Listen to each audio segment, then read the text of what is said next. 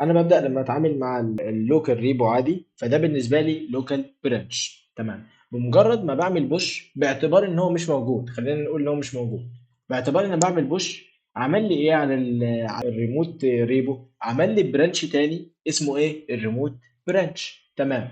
وده حصل لما انا عملت ايه؟ بوش في البدايه خالص، قول كده ان انا عملت ايه؟ سيت اب ستريم. تمام. اللي هي بالبوش. تمام. فهو خلاص ايه؟ عمل لي ريموت ريبو. طب بمجرد ما عمل الريموت ريبو، او بمعنى اصح بمجرد ما عملت بوش، هو على طول قام عامل لي نسخه من الريموت برانش، واللي هي ايه؟ الريموت تراكنج برانش. تمام. حلو. وده طبعا بيبقى ايه الاسم بتاعها؟ بيبقى اسمها ريموت اوريجين ديف او ريموت اوريجين، وبيتكتب اسم ايه؟ البرانش بتاعي. تمام. فايده الريموت اوريجين دي اصلا هي عباره عن وسيله ان انا اقارن بيها اللوكال برانش بالريموت برانش. فعشان كده عملوا نسخه من الريموت برانش اللي هي ايه؟ الريموت تراكنج برانش. ودي بتكون فين؟ بتكون مع اللوكال، موجوده فين؟ في اللوكال ديفايس. تمام. فتقدر من خلالها تتعامل. بس خلي بالك، انت لو عدلت في الريموت برانش بحيث يكون احدث من اللوكال، الموضوع هيختلف شويه. ازاي؟ تعال نتكلم في الحته دي. بس ايه، تعال ندي مثال اللي انا بتكلم عنه. طيب لو انا جيت هنا قلت لك ايه؟ جيت تشيك اوت، بحيث ان انا اعرف المتغيرات اللي موجوده فين في النسخه. طيب حلو، انا موجود فين دلوقتي؟ على الفيد. تمام. لو انا جيت هنا وعملت كده كوبي، حلو، ما انا كده بتنقل على ايه؟ على الفيتشر دي. لو انا عملت هنا جيت، بصيت لقيت عندي هنا ايه؟ التلاته كومنت. خلاص، يبقى هو كده على احدث حاجه. تمام. يبقى اعرف منين ان انا بتنقل عليه عادي؟ طيب ليه اتنقلت عليه يا باشمهندس؟ انت بتقول بتتنقل على يا اما البرانش نيم يا اما الكومنت اي دي. طب ما ده يعتبر هو البرانش نيم. ما هو ده البرانش نيم فعلا، اللي هو اسمه كده، ده اسمه كده الريموت اوريجين فيد. يبقى ده بيمثل ايه؟ البرانش نيم الخاص بالريموت تراكنج برانش، واقدر من خلاله اعمل تراك، اقدر اشوف هو الدنيا بتاعته ايه، الدنيا تمام والكلام ده. نرجع مثلا للمين، وليكن ان انا عايز اعمل جيت سويتش للمين. تمام. تعال نقرر نعمل مثلا حاجه مختلفه كده، وليكن ان احنا جينا هنا. حلو. كوبي. نعمل مثلا هنا ايه؟ جيت سويتش كده. حلو. قال لك هنا ايه؟ هنا عباره عن ريموت برانش، ما تعرفش تتعامل معاه. انت محتاج تعمل نظام تاني عشان تبدا تدخل هنا. فاهم ازاي؟ فالموضوع هنا مختلف شويه. حلو. انك هتتعامل مع ايه؟ هيد ديتاتشد، يعني مش هتعامل كانه برانش انت رايح له. حلو. تمام. فلو جينا هنا قلنا مثلا جيت برانش او جيت برانش عشان نعرف احنا موجودين فين، فالمفروض نكون لسه فين؟ في المين، لان هو ما اعتبرش ان انت اتحركت، مش هينفع تتحرك اصلا، لان انت متاح لك ان انت تتحرك مع ايه؟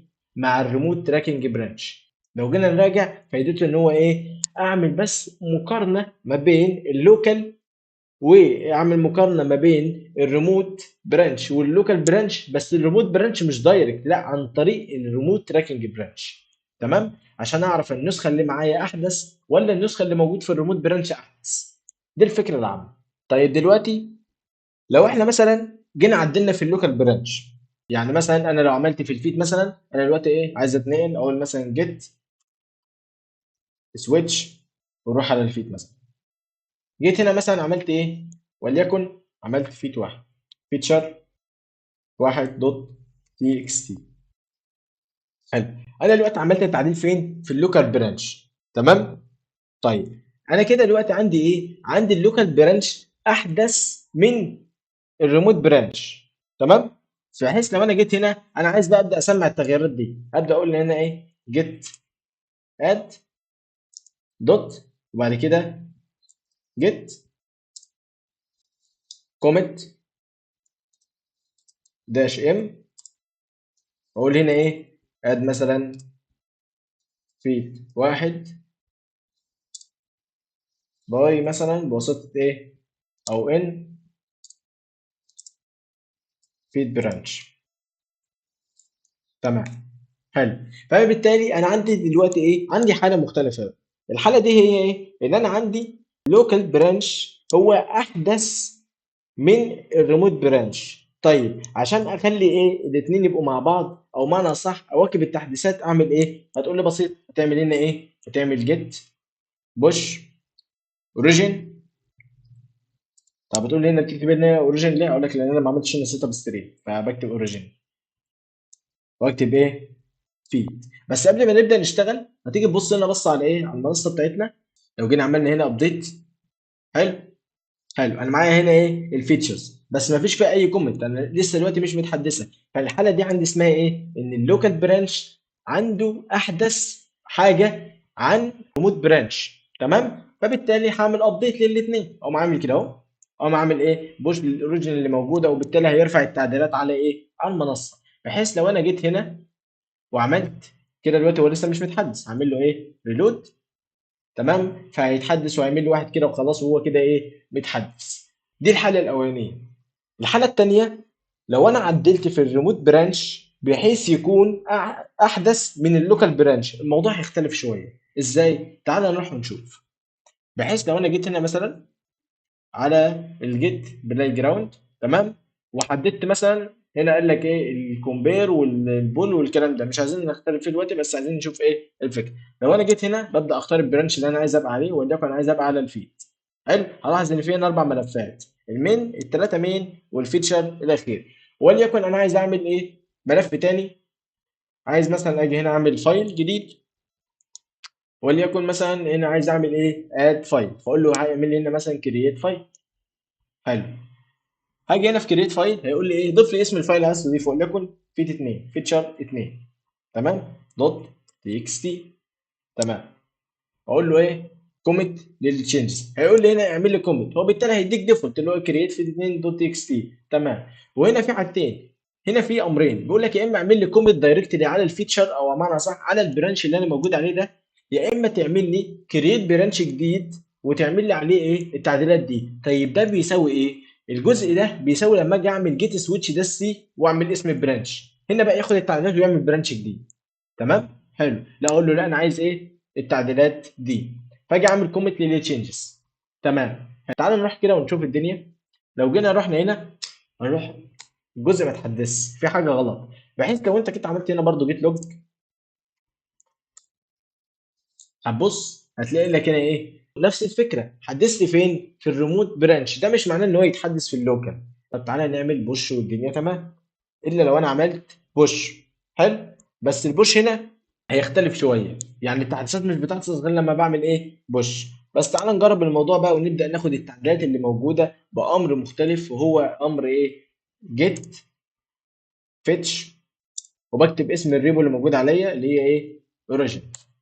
ومن خلال الجيت فيتش اوريجين هنا بيبدا يعمل لي ابديت لكل الملفات اللي موجوده. ان انا لما بعمل جيت فيتش للاوريجين انا بجيب كل الداتا اللي موجوده في الريموت. يعني انا هنا مثلا لو جينا نتكلم هنا، حلو، في الديفلوب انا مجرد ما بعمل هنا جيت فيتش، حلو، جيت فيتش دي بتعمل ايه؟ وبكتب جيت فيتش اوريجين، تمام. دي بتعمل ايه؟ دي بتحدث لي الريموت اوريجين، تمام، او الريموت تراكنج برانش. بتحدثوا لي منين؟ من الديفلوب، او معنى صح من الريموت برانش. يعني ايه؟ يعني انا دلوقتي انا لما جيت هنا غيرت فين؟ لو جينا هنا في المنصه، حلو، انا غيرت فين؟ في الريموت برانش، تمام. فبالتالي انا عايز اخد التعديلات هنا، فالموضوع مختلف. الموضوع لما انا كنت بحدث في اللوكال كان الموضوع بيتم ازاي؟ ان انا بعمل بوش للتعديلات خلاص. لا هنا بقى الموضوع مختلف، لما انا جيت هنا حدثت في الريموت برانش، هنا هعمل طريقتين، او معنى صح همشي بخطوتين. الخطوه الاولانيه ان انا لما بعمل الامر اللي هو جيت فيتش للاوريجين، هو بيعمل تحديث للريموت تراكنج برانش، لان التعديل هنا انا قلت لك ده بيعمل تراكنج الايه؟ للريموت برانش. فمجرد ما بعمل جيت فيتش للاوريجين هو بيحدث لي التراكنج باحدث نسخه موجوده فين؟ في الريموت. طيب حلو، يعني ده معناه دلوقتي ازاي؟ يعني انا دلوقتي لو جيت هنا وقلت لك ايه؟ تعال نعمل كلير بس، حلو، وجيت قلت لك هنا ايه؟ اعمل لي هنا جيت برانش. انا دلوقتي التعديلات لسه ما ظهرتش اللي هو فيتش 2، قلت لك جيت برانش داش ايه، حلو، هيظهر لي كل التعديلات دي. طيب حلو، لو انا جيت عملت هنا جيت تشيك اوت على مين؟ على الفيد ده. لو انا جيت هنا ورحت على مين؟ على التراكنج برانش ده وعملت كده، حلو، ظهر لي هنا مين؟ الفيتش 2. طيب حلو. طب هنا كده انا عملت ايه؟ انا حدثت مجرد تحديث ان انا عملت جيت فيتش اوريجين. انا بقول له حدث لي الريموت تراكنج برانش عن طريق ايه؟ خد الاحدث، خد احدث حاجه موجوده، او اعمل ماتشنج ما بين الريموت برانش والريموت تراكنج برانش. طيب الفكره في حاجه دلوقتي، انا قلت لك لما انت جيت عدلت في الريموت برانش، تمام، او ما انا صح انت عدلت في البدايه خالص، لو عدلت في اللوكال برانش الموضوع هيتم بسهوله. ازاي؟ عن طريق ان انت هتعمل بوش للتعديلات والموضوع هيتم ومفيش اي مشكله. طيب الطريقه الثانيه اللي هي المختلفه وهي حته الريموت برانش، لو انت عدلت في الريموت برانش وعايز تبدا تستقبل التعديلات، الموضوع هنا هيتم على خطوتين. اول حاجه انت هتحدث التراكنج ريموت برانش. طب ودي اللي هنحدثها لان دي اللي انا بعمل مقارنه ما بيني وما بينها وببدا اخد التعديلات منها، تمام. تاني حاجه هبدا اسحب التعديلات منها. ازاي؟ عن طريق لو انا جيت عملت هنا جيت بول، تمام. فبالتالي قال لك كده انت عندك ايه؟ قال لك there is no tracking information موجوده في الكرنت كذا. احنا المفروض موجودين على الفيد صح؟ يعني احنا دلوقتي موجودين على الفيتشر على ما اعتقد. عايز جيت برانش.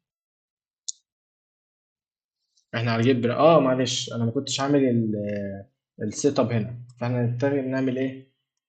كنتش عامل السيت اب ستريم. لو جينا هنا مثلا هنيجي نعمل جيت بول اوريجين فيد، تمام. بعد ما اعمل جيت اوريجين فيد بالتالي ظهر لي ايه؟ الملف التاني. طيب حلو، نفهم بقى هو ظهر ازاي والموضوع تم ازاي. ولو جيت تلاحظ في حاجه ظهرت كده بس هنشرحها قدام شويه، تمام. تعالى بقى نفهم الموضوع بالتفصيل ونعيده من الاول. ايه اللي حصل؟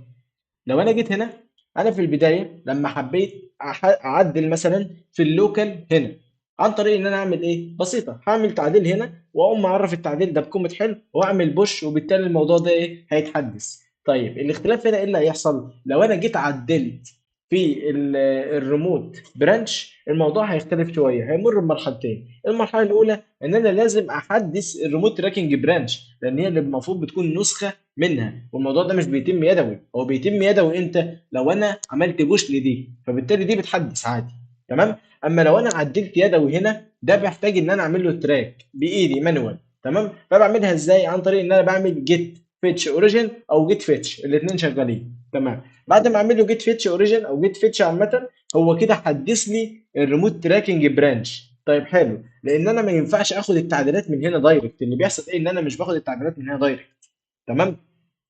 طيب حلو، لو انا جيت هنا بعد ما احدث الريموت تراكنج برانش ببدا اعمل ايه؟ ببدا اسحب بقى التعديلات، اعمل له جيت بول. وهي دي بقى الفكره بتاعت ايه؟ لما بحدث في اللوكال برانش او لما احدث في الريموت برانش.